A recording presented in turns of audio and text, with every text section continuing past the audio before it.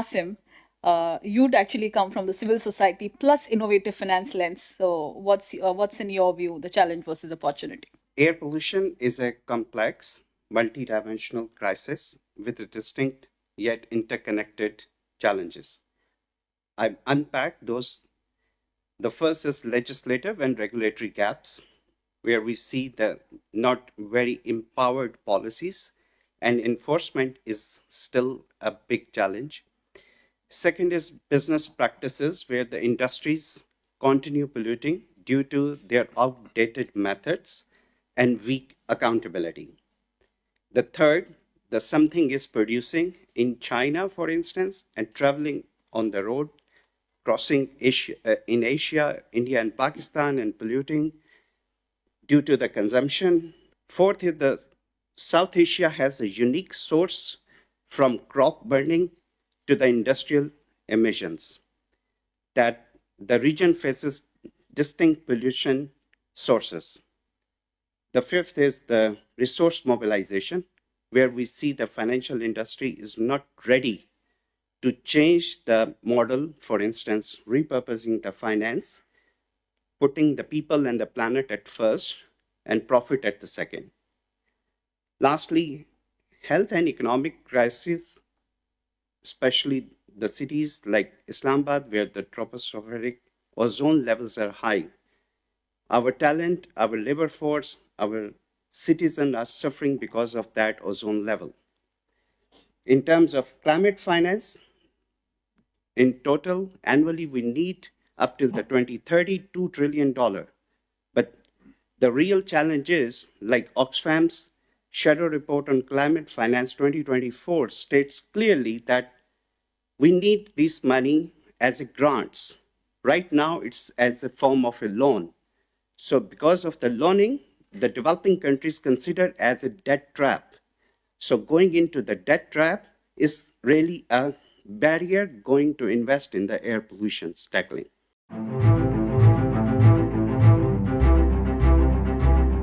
So, Asim, how does financial policy influence air quality regulations? From your side of innovative financing and civil society approach, what role do sustainable finance initiatives play in driving corporate responsibility and ESG compliance? In 2023, Fair Finance Pakistan has conducted on ESG sustainability policy ranking among the commercial banks and targeted the largest commercial banks, 5 in the country. And we were very surprised they were scored only zero, near to zero in the investment of the nature. And the climate change, we scored around 20%. So with this context, there is a huge need for innovate.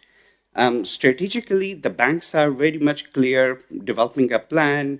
However, the product line, the portfolio, and the transaction level, they are need a capacity building for coming out from the traditional model and accept that this is the accelerating problem of climate change and we need an action plan and we need to develop the product lines which helps the private sector. I can put the example in a way that the Fair Finance Pakistan Coalition is a good blend of the private sector and the civil society, which initiated the campaign on the clean air in the country. And after 3 years of successful advocacy, we are right now having a 9A article asserted in the Constitution of Pakistan, where we have seen the good driving force in the private sector is ready to adopt the new policies which save their children's life, their own business life, their employees' life. Platform is ready to adapt the new approaches. Just need a finance to be ready to implement and giving our providing the good finance. As Anuj mentioned, the ADB is having a good approach as multi-donor bank. So same way, the national commercial banks need to ready for those innovative products.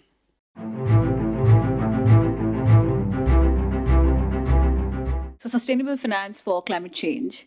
It is increasingly becoming a challenge, and all of us are facing this challenge, right? If you were to share one advice with your experience on overcoming the finance gap to achieve clean air, what would that be?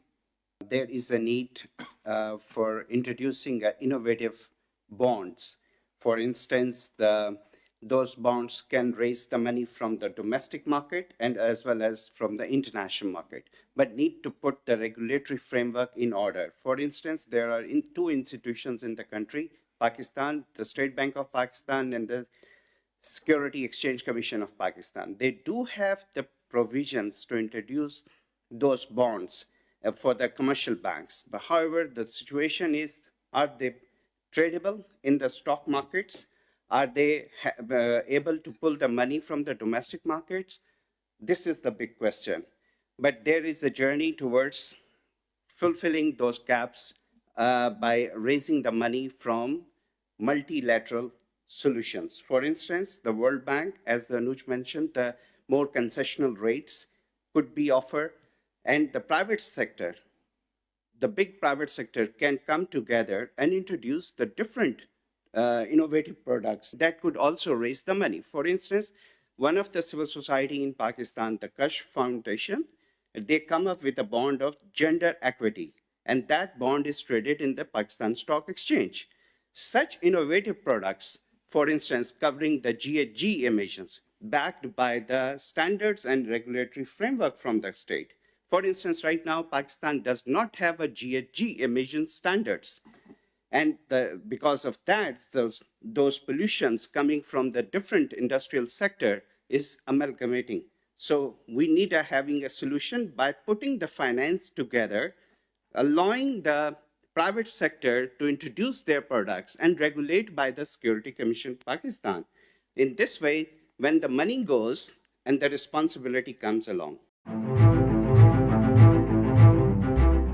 So I want to ask the speaker, I think before that, I want to explain that I come from agriculture business. So we are a seed to shelf business. We have upstream to downstream. So there are plantations, mills, refineries. Imagine the pollutions, right? To address that, we have a emission reduction strategy and also targets following the global standards. Would the speaker say that this emission reduction strategy or targets enough for clean air to address the clean air issue? Or if it's not enough, maybe what should be added to that emission reduction strategy? Thank you. I can give an example from the Pakistani perspective. The 41% GHG emissions is coming from the agriculture side, the crop burnings and the fertilizers, how they are contributing and damaging our soil. So in order to provide a solution, we need a precision technology support, which helps to agriculture or a farmer that less fertilizer to use, have a minimum impact on the soil, and the technology could help. And before that technology, the finance should be ready to introduce the new product line to help the farmers, providing a loan to the farmers and provide the enable environment, encouraging them to introduce the new technology. And this technology is backed by the concessional loans that will help to reduce that GHG emissions from the agriculture. This is one of the solutions.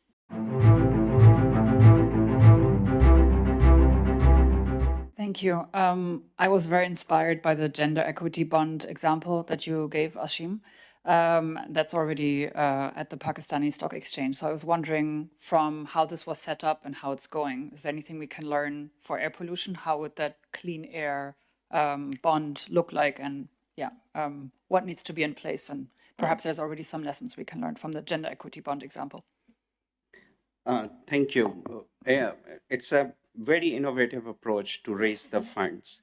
And the good money is available in the private sector. For instance, if textile sector, and they aim for a leadership that our emissions will be mitigated by our money in the market and for the forestation in the country. That is the equation in broader sense. Then that bond could raise the money and they will promise they will not do it as a greenwashing. And we have seen the private sector is also accelerating with the corporate social responsibility and the greenwashing thing. So if the good intent is there, then they raise the money from the market and the regulation is supported that bond, and that money will raise, and then private sector have a national goal for this much of the emissions they are producing. And now there is a deforestation in the country X province, and they will invest in there. So based on those investments, the equity will come, and then they will providing the dividend to their bonds shareholders through the stock market.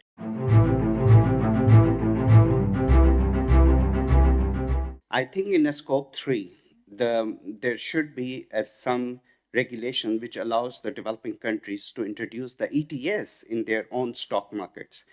The developed countries should allow the developing countries to trade in. The private sector should come with the different projects and get the finance credit in terms of the carbon markets. That could help to address the scope 3 emissions. Second is allowing the private sector and also the civil societies to empowering the communities. For empowering the communities, need a clear path, backed by the state banks of their respective countries and innovative products, which helps to translate as air pollution is a solvable problem, and it can raise the more money, and it's also available in the market. So it's coming into the business. It's not only the slogan and stuff like that. It's just on the business model, because we share the planet, we share the air, and we want to live, and our generation wants to live healthy. So scope 3 can come with a product line which is innovative. In terms of accountability, I see that there should be an international framework for accountability and multi-level solutions. For instance, this is the only planet we share all. If we lose it, so nobody will have any benefit from it. So it should be a global structure. There should be every state, which is sovereign, every institution comes underneath the sovereign state, should go beyond the pledges. There must be a compliance regime in the world. So air pollution, we cannot see it, but that's the problem which is damaging us for our new generation as well. So accountability comes in multilateral solutions. That's my take.